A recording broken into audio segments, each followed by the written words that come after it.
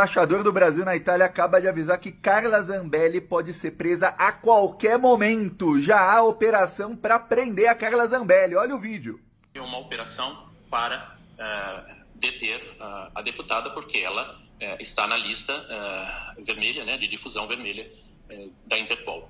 As autoridades judiciais italianas acataram o pedido e hoje ela poderá ser presa a qualquer momento. Então tá confirmado aí pela embaixadora. As autoridades italianas acataram o pedido de prisão e Carla Zambelli pode ser presa a qualquer momento. E quando ela for presa, prepara, viu? Que ela já avisou que ela acha que vai morrer na cadeia e que ela vai delatar qualquer um para sair da cadeia. Então o Bolsonaro que começa a tremer já, que é ele quem vai ser delatado. Ó, todas as informações sobre isso vai no link da minha bio, lá no meu perfil, e vai no Plantão Brasil, que vai ter mais tarde lá no YouTube.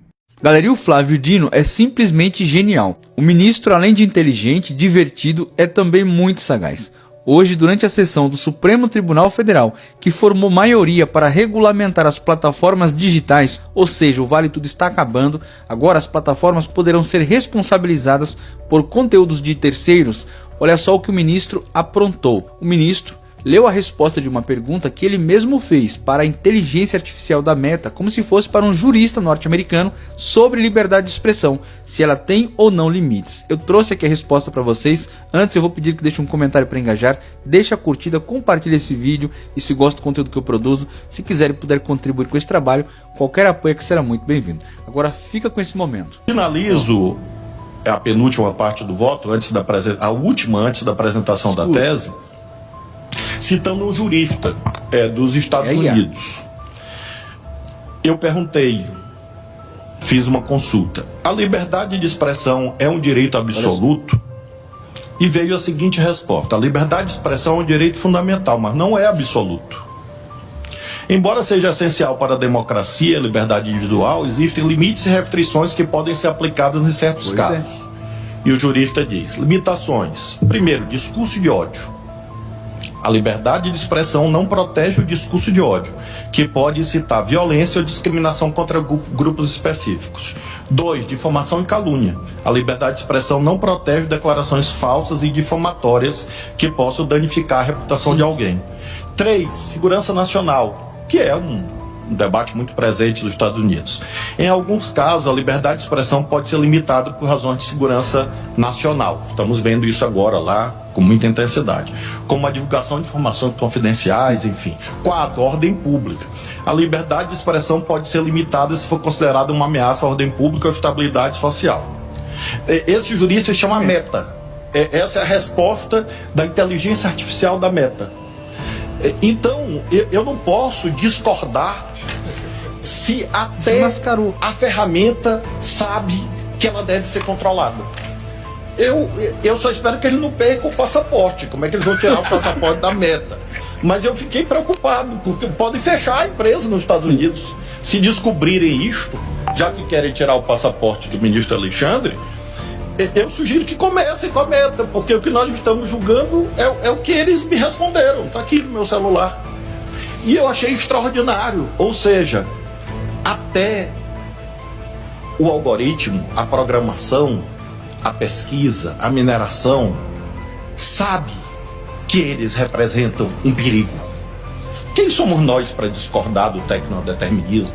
Tá aí, gente, a própria inteligência artificial da plataforma que é contra a regulamentação, reconhecendo que a liberdade de expressão, apesar de ser um direito fundamental e importantíssimo para a democracia, não é um direito absoluto. Nem a vida é um direito absoluto. Por quê? Porque você pode tirar a vida de outra pessoa em nome da legítima defesa. Portanto, o Flávio Dino foi genial. Deixa aí nos comentários a sua opinião e se gostou do vídeo, curta, comente, compartilhe e me siga. Tamo junto. Galera, e Jair Bolsonaro foi amassadaço hoje. A vereadora Luna Zaratini, do PT de São Paulo, capital, resolveu amassar o Bolsonaro sem dó, falando sobre aquele depoimento ridículo que ele deu ontem. Eu acho que fica até difícil chamar aquilo de depoimento, porque no fundo foi só uma passação de vergonha, não só dele, mas de todos os aliados. A amassada da Luna foi sensacional. Eu vou deixar aqui para você dar uma olhadinha. Olha, não esquece de, antes de acompanhar, já clicar aí para me seguir. Acompanhe. Se contenha, porque não tem a parte... Era um bolsonarista querendo interromper. Respeite as mulheres que lideram os partidos aqui da casa. casa, tá bom? Quando ele tá no ato, quando ele tá nas redes sociais, é uma gritaria, é um valentão. E quando chega pra depor na frente do ministro, amansa. Ele é tão covarde que na frente de Alexandre de Moraes o convida pra ser vice. Só que ele esqueceu de uma coisa, vereador, que ele é inelegível. Inelegível porque ele ataca a democracia e pior, quando governou, deixou o povo na fila do osso e negou vacinas na pandemia. Matou brasileiros quando nega a pandemia. E olha, quem apoiou Bolsonaro, quem tá lutando pela anistia de Bolsonaro, ele deu um recado. Bolsonaro disse que são uns malucos. No começo ali, o vereador bolsonarista Adrilles Jorge, se eu não me engano, que estava passando, já tomou o recado, quis interromper e tomou um chiu ali, merecidamente. Esses bolsonaristas não respeitam ninguém, não merecem também ser respeitados. E não tenhamos memória curta, até porque Bolsonaro não só tentou dar um golpe no Brasil, também teve uma gestão desastrosa, responsável pela desgraça de várias famílias. Você sabe muito bem do que eu tô falando. A falta da vacina, levar na brincadeira um assunto tão sério como foi a pandemia e também deixar o país totalmente ao léu ao ponto da gente chegar num patamar em que pessoas tiveram que esperar na fila do osso. Osso chegou a ser cobrado porque tinha muita gente procurando e não tinha osso suficiente para os mais pobres se alimentarem. Já peço para você deixar o seu comentário, o que você achou dessa amassada em cima do bolsonarista e também do Bolsonaro. Não esquece de compartilhar esse vídeo e me segue para acompanhar mais conteúdo que nem esse aqui. Gadaiada, gadaiada, cadê vocês que eu não tô vendo por aqui? Sumiram por vergonha. Ei, gadaiada, como vocês estão se sentindo depois que o príncipe das trevas arregou, virou um menininho na frente de Xandão e além de tudo isso, chamou vocês de malucos? Diz que quem queria intervenção militar eram os malucos. Então, vocês são malucos? Então, o povo que foi preso, que está no presídio, que está com tornozeleira, que está gastando com advogado, sofrendo, tem gente doente, são os malucos? Foi isso que disse o príncipe das trevas, viu? Aí vocês têm que, engolir caladinhos, porque tem uns desses malucos que ainda continuam correndo atrás dele, né? E eu acho é pouco. Agora tem sempre os malucos ali que fica aquela ideia, né, de AI-5, intervenção militar, que as Forças Armadas, os chefes militares jamais iam embarcar nessa, porque o pessoal estava pedindo ali, até porque não cabia isso aí. A gente vai precisar ter uma resposta, e uma resposta ela pode ser via um novo AI-5. Eita, gadaiada, ele chamou até o próprio filho de maluco também, né? Mas a gadaiada fica feliz com uma coisa dessa. Pra gadaiada isso é um elogio. Agora vá a gente falar em gadaiada, que eles já querem processar. Já ficam tudo se arrepiando, né? Mas o príncipe das trevas pode dizer o que quiser. Saibam vocês que ele só quer de vocês o voto, o resto ele quer que vocês se lasquem. Aí agora com essa história de anistia, que na verdade a anistia ele quer pra ele, né? Agora tem sempre os malucos. Inacreditável!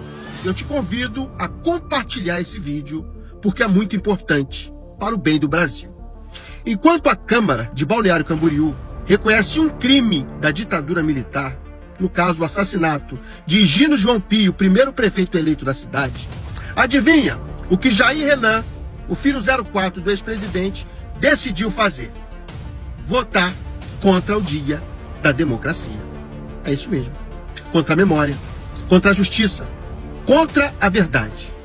Mas a surpresa é zero, porque essa família sempre deixou claro de que lado está.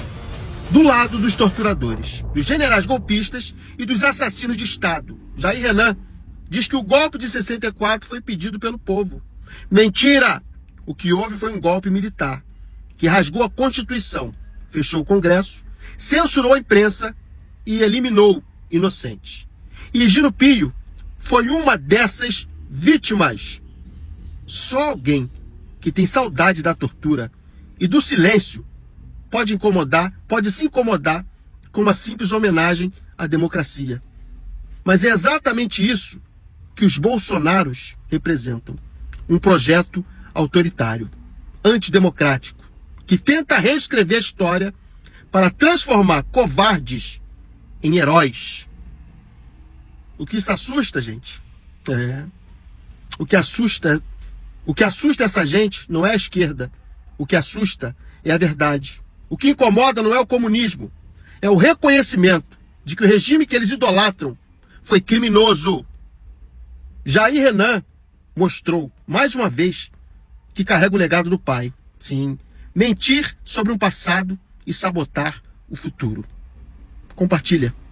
Agora que o Cleitinho vai gravar um vídeo atrás do outro, meu parceiro. Lulão deu ibope pra ele. Lulão falou o nome dele. Lulão falou o nome de Nicole também. E olha só o que Lula disse. Se segura aí, viu, patriota? Se segura que Lulão já mandou um recado pro povo mineiro. Ô, pessoal de Minas, presta atenção de verdade no que o Lulão vai falar, hein? Se liga. Toma. Depois desse governador, que eu não vou falar o nome, esse estado não merece o Nicolas ou o Cleitinho, não merece. Copiou, não é possível. Minas Gerais não merece nem Nicolas e nem Cleitinho. Só que Cleitinho a gente vai ter que aguentar, porque ele é senador. E senador, o mandato de um senador é de 8 anos. Agora, Nicole, 2026 chegando. Minas, abre o olho e tira esse sujeito do Congresso Nacional. Isso aí, ó, é um atraso de vida. Será que vocês vão continuar passando vergonha? Abre o olho. 2026, dá um tchau pra Nicolas. Mas eu gostei mesmo, foi do Lula falando. Vou ouvir de novo. Depois desse governador, que eu não vou falar o nome, esse estado não merece o Nicolas ou o Cleitinho, não merece. Não é possível. Compartilha esse vídeo, pessoal. Nessa fala aqui, o presidente Lula se superou. Aqui ele descreveu mais ou menos 99% dos bolsonaristas. Olha só. Porque toda vez que você entrar num restaurante e alguém te xingar, você pode ver que o cara te xingou 171. Ele é um ladrão. Porque uma pessoa séria não xinga o outro em qualquer lugar como eles xingam. Como eles provocam, como eles agridem dentro do Congresso, dentro do Senado. Só não tem coragem na rua, porque eles têm medo de apanhar. Você viu que ele é um covardão, você viu o depoimento dele, né? Ele estava com os lábios secos, estava quase, sabe, se borrando. É muito fácil ser corajoso, dedicado no celular, falando mal dos outros. É como eu sempre digo, cara, quando você vê um cara muito moralista ali, dizendo, olha, eu sou Deus, pátria e família, pode ir atrás, cara, pode ir atrás que tem coisa errada, cara, tem coisa errada, né? Muitos e muitos aí, ó, ficam xingando Lula. Na próxima semana a Polícia Federal tá lá prendendo o cara porque tava abusando de criança, tava furtando alguma coisa, tava com um caminhão cheio de louro, né? Aquela Eva lá, como primo do Nicolas Ferreira, acostumado a esculhambar o presidente Lula, acharam 30 quilos com ele. É desse jeito aí, cara, não falha. Quando você vê, pode ir atrás que tem coisa errada. Já que o nosso querido legislativo, leia-se Congresso Nacional, se recusou e se recusa peremptoriamente a discutir, a debater um ótimo projeto de lei que regulamentava a responsabilidade das plataformas digitais, das Big Techs, sobrou para o Supremo Tribunal Federal decidir e hoje formou a maioria por responsabilizar conteúdos ilegais das Big Techs, né, vinculadas por terceiros, que cometem crimes no âmbito digital, e isso se deu através de um questionamento do artigo 19 da lei que trata do marco civil da internet, tá? Então, assim, só para deixar bem claro, não é que o Supremo resolveu do nada legislar e regulamentar essa matéria, não. É porque resolveram sim pautar uma ação que estava questionando a constitucionalidade do artigo 19, que diz que as plataformas digitais só devem ser responsabilizadas após uma decisão judicial. E aí a maioria dos ministros, com exceção do André Mendonça, que é a favor da autorregulação. Um parênteses aqui, qual o setor privado, né, ou grandes empresas multinacionais que se autorregulam assim livremente, sem interferência, sem uma regulamentação do Estado? Bom, enfim, retomando, decidiram então que esse artigo deve ser interpretado conforme a Constituição, ou seja, se a pessoa comete crime fora do ambiente virtual, por que não ser responsabilizado quando comete crime no ambiente virtual, nas redes sociais? E as plataformas, ao ver que aquele que aquele conteúdo ilegal está sendo veiculado no seu ambiente ali, ela deve remover. Não importa se está gerando engajamento, não importa se está gerando dinheiro, não importa se o conteúdo é monetizado. Alguém aqui concorda que um vídeo que está, sei lá, ensinando crianças a se automutilarem pode, sei lá, circular livremente? Ou então instigação ao suicídio? Ou então ataque contra o Estado Democrático de Direito? Então, sim, até que um projeto de lei não seja aprovado no Congresso Nacional, que regulamente, que complemente, que melhore o que foi decidido, essa decisão do Supremo é sim um avanço importante, até porque o ano que vem nós temos eleições, né? E a gente não pode continuar nesse estilo freestyle, né? A casa da mãe Joana. Como bem disse o ministro Flávio Dino, liberdade sem responsabilidade é tirania.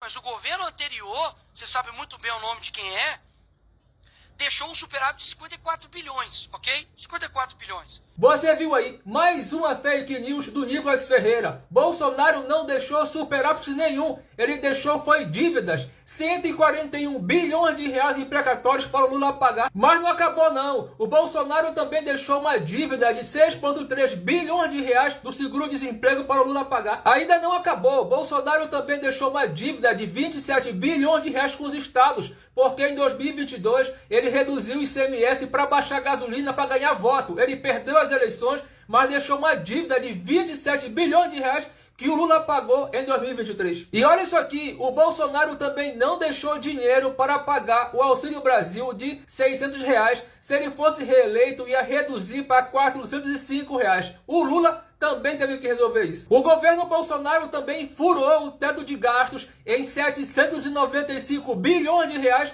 nos 4 anos de governo. E para terminar, Bolsonaro deixou a dívida pública em quase 6 trilhões de reais. Você viu aí, ele não deixou superávit nenhum, ele deixou foi dívidas para o Lula pagar. Ainda bem que ele perdeu as eleições, porque senão o Brasil, tava acabado. É isso aí, pessoal, compartilha esse vídeo. Simples assim. Tempos complicados vive os Estados Unidos. Esse aqui é um senador da República.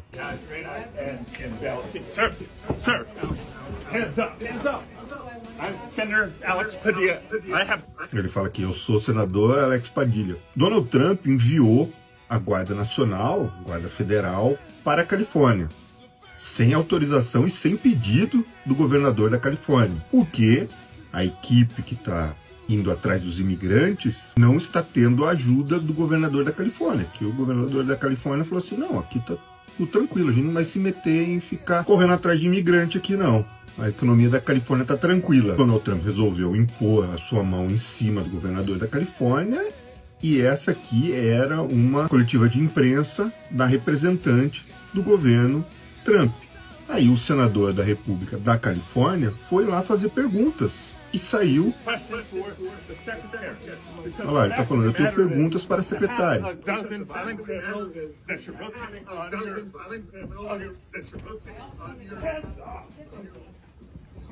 Um senador da República, só porque ele é da oposição está sendo tratado assim. Recentemente a gente teve o bate-boca do Nicolas lá com o Haddad, teve antes com a Marina Silva. Imagine se a situação, no caso aqui, o governo Lula, começasse a tratar a oposição igual Donald Trump está fazendo nos Estados Unidos. Tempos obscuros nos Estados Unidos. E querem vir dar palpite aqui no Brasil.